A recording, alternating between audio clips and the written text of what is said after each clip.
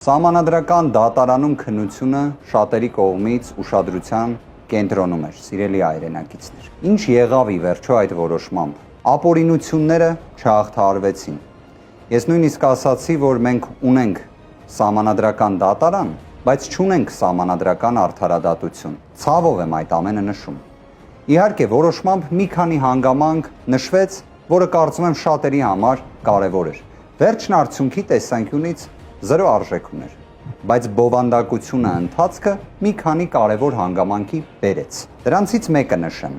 վարչական ռեսուրսի չարաշահում տեղի ունեցել է, եւ սա ոչ թե պարզապես մեր գնահատականն է, սա այլևս սահմանադրական դատարանի որոշմամբ արձանագրված է։ Ատելության խոսք իշխանության կողմից տարածվել է, եւ դա այո հակասահմանադրական վարքագիծ է եղել։ Այլ արդ սահմանադրական դատարանը, չգիտես ինչու, ասում է, որ չունեն մեթոդաբանություն դրա ազդեցությունը գնահատելու համար։ Երրորդ հանգամանքը հակակոռուպցիոն կոմիտեն ձայնագրություններ էր հրապարակում եւ արատավորում էր օրինակ ուժեղ Հայաստան կուսակցությունների դաշինքին միշտ դա նշելով, չնայած նրան, որ ոչ մի կապ մեր ուժը դրա հետ չի ունեցել։ Եվ այս պնդումը նորից եմ կատարում։ Սահմանադրական դատարանը արձանագրել է, որ նման իրավունք լիազորություն չուներ հակակոռուպցիոն կոմիտեն, այսինքն չէին կարող այդ աստիճան կուսակցության հեղինակությանը միջամտել, անմեղության կանխավարկածն է նսեմացնել։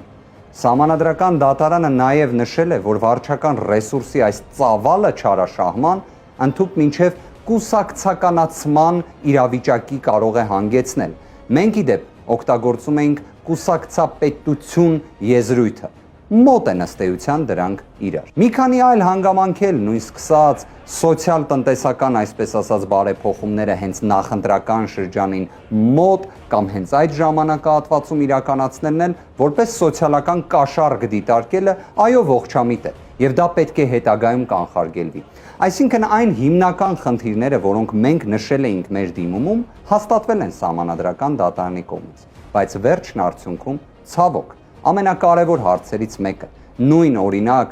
մանդատների բաշխման կարգի փոփոխությունը տեղի չունեցավ, բայց հիշեցման կարգով նույնիսկ քաղաքացիական պայմանագիրը չունեցավ դիրքորոշում պահանջելու նոր ընտրություններ, չնայած դրա մասին նախքան սահմանադրական դատարանում գործընթացը շատ էին խոսում։ Մենք պահանջում էինք նոր ընտրություններ, մենք պահանջում էինք առնվազն երկրորդ փուլ կամ ի վերջո ձայնագողություն չիրականացվեր, այնինչ տեղի ունեցավ Բարգավաճ Հայաստան կուսակցության հետ։ Մեր ուժի կողմից նաև հայտարարվեց, որ մենք ստանձնում ենք պատասխանատվություն մանդատները վերցնելով։ Այստեղ անկեղծ եմ ուզում ասել, մանդատ վերցնել, չվերցնել, այդ բանավեճը դնենք մի կողմ։ Այստեղ կարևոր է պատասխանատվությունը, որը մենք ստանձնում ենք, դրա թե լավ, թե վատ զարգացումները։ Այո, իհարկե ամենահեշտը կլիներ պատասխանատվություն չստանձնել, բայց ես վստահ եմ, որ մեր հայրենակիցները, հազարավոր մեր հայրենակիցները, ովքեր իրենց աջակցությունը, իրենց քվեն, իրենց վստահությունը տվել են մեզ, պատկերացրել են, որ մենք այո պատասխանատվությունից չենք խուսափելու, եւ հենց այդպես էլ լինելու է։ Մի հանգամանք եմ ուզում նշել։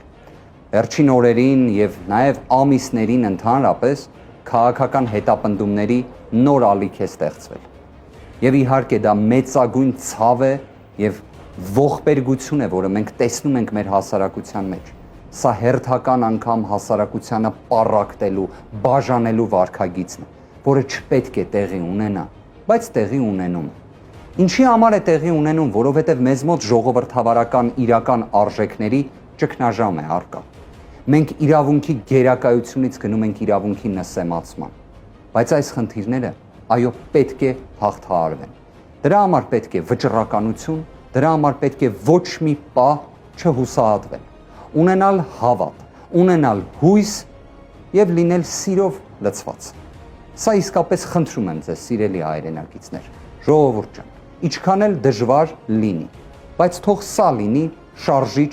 ուժը։ Սիրելի հայրենակիցներ, նաեւ պետք է նշել, որ այս ժամանակահատվածում քաղաքական բանտարկյալների թիվը նաեւ ոչ միայն քաղաքական հետապնդումների պատմական ռեկորդի է մոտենում։ Մենք տեսանք տեսարանը Գայիկ Ծառուկյանի նկատմամբ, անձ, ով 2004-5 թվականից քաղաքական